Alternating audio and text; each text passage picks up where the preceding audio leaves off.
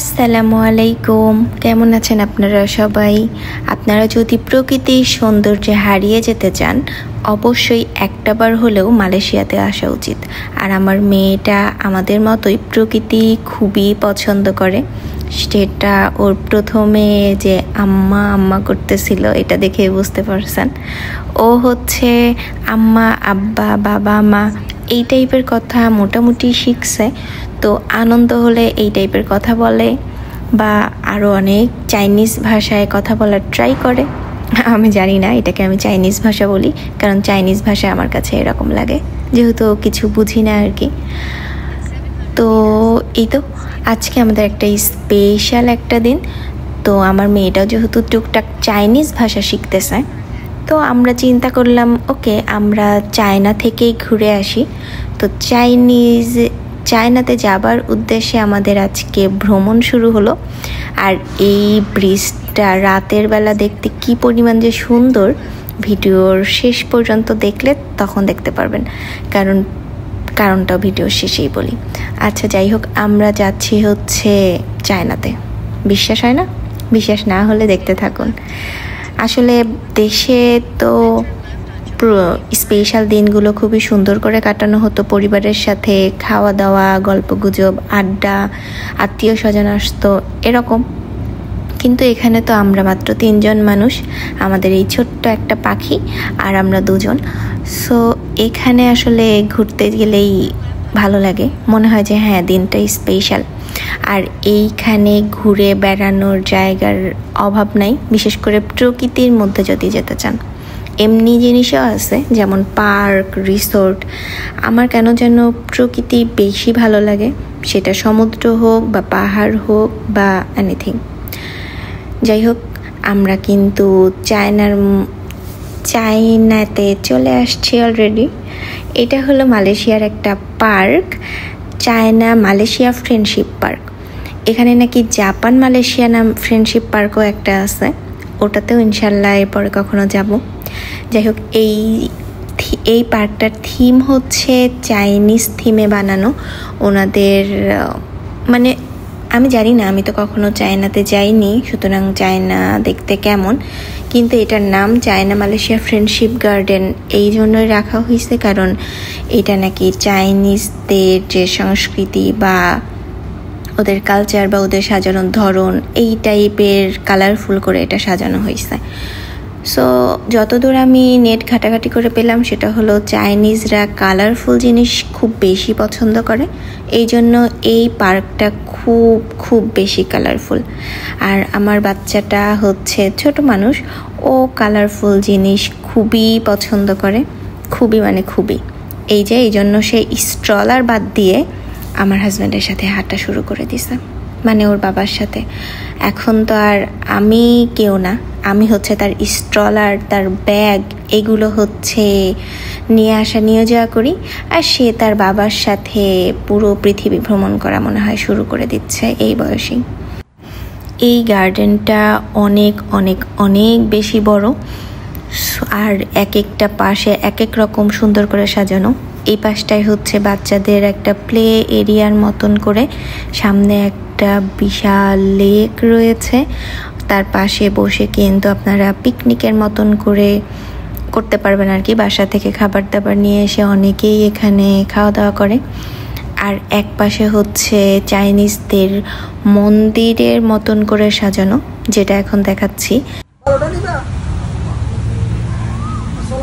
এখানে প্রচুর কমলার গাছ আছে, এবং বেশ কয়েকটা কমলার গাছ দেখলাম মশারি দিয়ে, নেট দিয়ে এটাকে একদম জড়িয়ে রাখছে। মেবি এগুলো কালেক্ট করবে ওরা এই জন্য। বাট বেশিরভাগ গাছগুলো কিন্তু এরকম নেট দিয়ে জড়ানো ছিল না, বাট কেউ নিচ্ছিলও না, মেবি নেয়া নিষেধ, এই জন্য আমরাও নিচ্ছিলাম না। আর এই চাইনিজ কমলার গাছগুলো আমাদের বাসাতেও ছিল, এগুলো খেতে খুবই টক, বাট ভিটামিন সি। যাই হোক, পুষ্টিবিদ হবার দরকার নেই, আমরা আপাতত প্রকৃতির সৌন্দর্য দেখি। এগুলো কিন্তু সবগুলো একদম রিয়েল গাছ, এগুলো কিন্তু আর্টিফিশিয়াল গাছ না। আবার এই কমলা গাছগুলো কিন্তু একদম রিয়েল, এগুলো কিন্তু জাস্ট নিয়ে এসে বসায় দেয় নাই। তো এগুলো সংরক্ষণ বা রক্ষণাবেক্ষণের জন্য কিন্তু বেশ মানুষজন আছে, এগুলো ক্লিন করে। আমরা যখন আসছি তখন দেখলাম যে লেকের যে সাইডটা, লেকটা হচ্ছে ক্লিন করতেছে। তারপর এখানে হচ্ছে একটা বরকনে আসছে, ওরা হচ্ছে ফটোশ্যুট করতেছে। এরাও মেবি চাইনিজ, এই জন্য ওদের এই সুন্দর জায়গাটায় ফটোশ্যুট করতে আসছে। এটার সামনে ছোট্ট একটা পুকুরের মতন করছে, ওখানে কালারফুল কিছু মাছ আছে, এই জন্য এই জায়গাটায় ফটোশ্যুট করলে খুবই সুন্দর ছবি আসে। আর সাইকেল যে দেখতে পাচ্ছেন, সাইকেল কিন্তু এখানে এক পাশে ভাড়াতে পাওয়া যায়। আপনি ঘন্টা হিসেব করে, প্রতি ঘন্টা হিসেব করে হচ্ছে সাইকেল ভাড়া নিতে পারবেন। আর এখানে কিন্তু বেশিরভাগ মানুষ দেখলাম সাইক্লিং করে আসলে হাজব্যান্ড ওয়াইফ বা বেবিদের সাইকেল আছে। বেবিদের সাইকেলগুলো এত কিউট আর ছোট। আর আজকে হচ্ছে এখানে শুক্রবার ছিল, বাংলাদেশে তো শুক্রবার হচ্ছে অফ ডে, সো বাংলাদেশ হলে হয়তো কিছুটা ভিড় থাকতো, কিন্তু এখানে হচ্ছে শনিবার আর রবিবারের যে কোনো একটা দিন অফ ডে হয়, এই জন্য আজকে হচ্ছে এরকম খুবই সুন্দর ফাঁকা ফাঁকা। আর আমার হচ্ছে খুব বেশি গ্যাদারিং ভালো লাগে না, আমার কেন জানি এরকম ফাঁকা ফাঁকা জায়গায় ভালো লাগে, প্রাইভেট মনে হয়।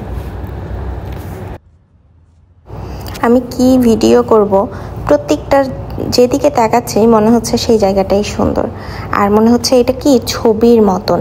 এটার থেকে কিন্তু অনেকগুলো সুন্দর সুন্দর জায়গাও দেখা যায়, যেমন এই মসজিদটায় আমরা একবার গেছিলাম নামাজ পড়ার জন্য, সো এই মসজিদটাও দেখলাম এখান থেকে বেশ কাছে। আর এটা হলো মালয়েশিয়ার পুত্রাজায়ার মধ্যে পড়ছে। আপনারা কখনো মালয়েশিয়া আসলে পুত্রাজায়া জায়গাটা মিস করবেন না। এটা কিন্তু কেএল থেকে অনেক বেশি দূরে, সেরকম না, প্রায় কাছেই। আর পুত্রাজায়াতে পার্ক, বেড়ানোর জন্য পার্কের কোনো অভাব নাই, সুন্দর কোনো মসজিদের অভাব নাই, আর লেক সাইডের যে পার্কগুলো এইগুলোরও কোনো অভাব নেই। আমি অনেক সময় এইভাবেই সার্চ দিই যে পুত্রাজায়া পার্ক বা পুত্রাজায়া বোটানি, তাহলে প্রচুর অপশন চলে আসে। আর এইটা হচ্ছে তার মধ্যে একটা, এইটাও পুত্রাজায়ার মধ্যে। আর দেখেন যেদিকে তাকাবো মনে হচ্ছে যে আঁকানো একটা ছবি। কয়েকটা জায়গা থেকে মনে হচ্ছিল যে এগুলো তো ছোটবেলায় ক্যালেন্ডারে বোধহয় দেখতাম, এত সুন্দর সুন্দর জায়গা। আর একটা প্লাস পয়েন্ট হলো এখানে রেস্টুরেন্ট আছে কয়েকটা, আপনারা ইচ্ছা করলে খাবার বা ড্রিঙ্কস কিনতে পারবেন।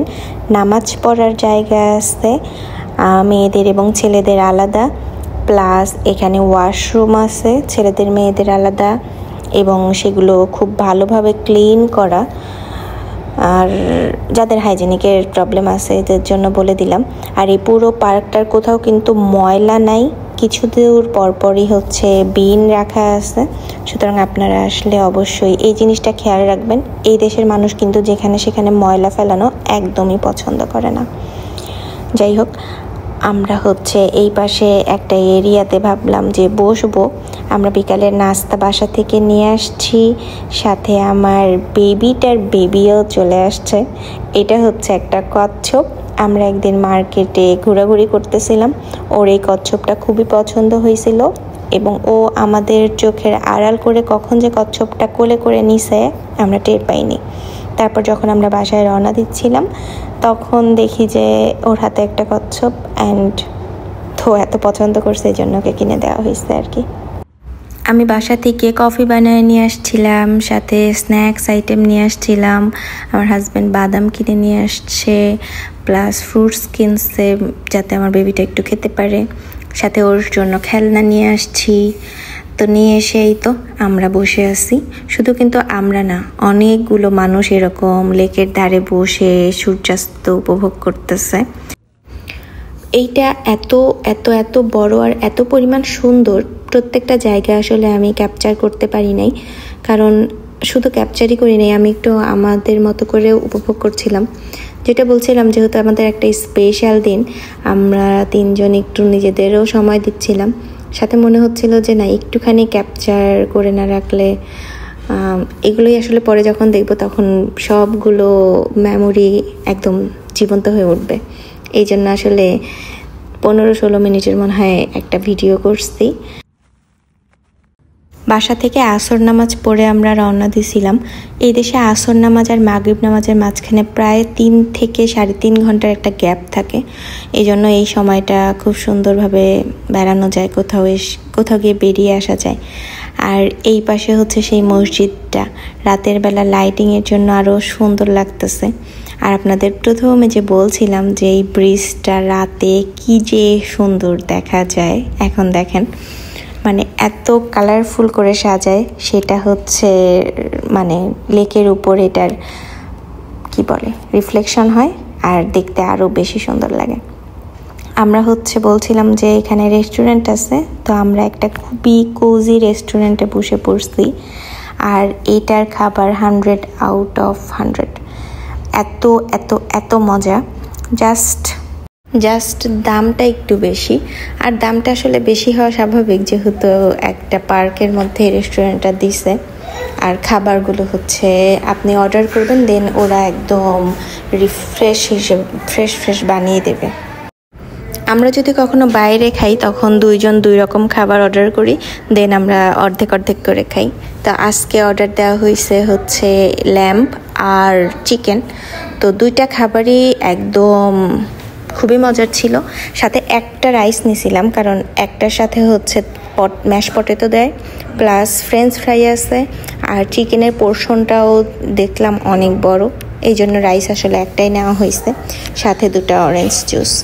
আর এইখানে বসে চারপাশের ভিউটা যে কি পরিমাণ সুন্দর। আমরা যেহেতু খেতে বসছি, যাওয়ার সময় আপনাদের দেখাবো, প্রতিটা গাছের সাথে রঙিন কালারফুল লাইটস লাগাইছে, মানে খুবই সুন্দর। আমি হচ্ছে এদিকে মেয়ের খাবার বাসা থেকে নিয়ে গেছিলাম, তো আমি বসে ওকে খাওয়াচ্ছি। ওকে খাওয়ানো শেষ করে তারপর আমরা খাওয়া দাওয়া করব। আর জায়গাটা যেটা বললাম এত কোজি, খুব বেশি গ্যাদারিং ছিল না, হালকা সাউন্ডে গান বাজতেছিল, এই জন্য আমার মেয়েটাও খুব পছন্দ করছে। কারণ আমার মেয়ে হচ্ছে খুব বেশি সাউন্ড হইলে ও কান্নাকাটি শুরু করে দেয়, ও খুব ভয় পায়, কেন যেন অতিরিক্ত সাউন্ডে ও ভয় পায়। কিন্তু এরকম কোজি এনভায়রনমেন্ট হলে ও খুবই এনজয় করে। আর এই জন্যই আসলে আমার এই টাইপের পার্কগুলো খুব ভালো লাগে, কারণ এখানকার মানুষগুলো খুব আস্তে কথা বলে। আর আমাদের দেশে হয়তো আমরা একটু জোরে কথা বলি, যেটা আমি এই দেশে এসে আসলে বুঝতে পারছি। আর এই তো সেই রেস্টুরেন্টটা যেটা বলছিলাম এত কোজি, এটার উপরে দোতলা, ওই পোর্শনে গিয়েও আপনি বসতে পারবেন। ডান পাশে অনেকগুলো ছাতার নিচে এক্সট্রা ছাতার সাথে হচ্ছে টেবিল বসাইছে, এখানেও বসতে পারবেন। এবং আমরা যেখানে বসছি আর কি, আর এটার একদম নিচের সাইডেও বসার জায়গা আছে খুব সুন্দর। আর এই যে এদের হচ্ছে আলাদা একটা টিস্যু আছে। প্রথমে আমি বুঝতেছিলাম না, আমি চাচ্ছিলাম টিস্যু, ওরা বারবার এটা এসে দিয়ে যাচ্ছিল। দেন আমি বুঝতে পারছি আচ্ছা এটা তো এদের নিজস্ব ব্র্যান্ড টিস্যু। তো স্পেশাল দিনগুলো আসলে স্পেশাল মানুষের সাথে একটু স্পেশালভাবে কাটাতেই ভালো লাগে। তো আজকের এই দিনটা একদম আলহামদুলিল্লাহ মনে রাখার মতন একটা দিন। ইনশাল্লাহ রিজিকে থাকলে আবার এই পার্কে আসব ইনশাল্লাহ। আপনাদের কেমন লাগছে পার্কটা জানাবেন। আল্লাহ হাফেজ।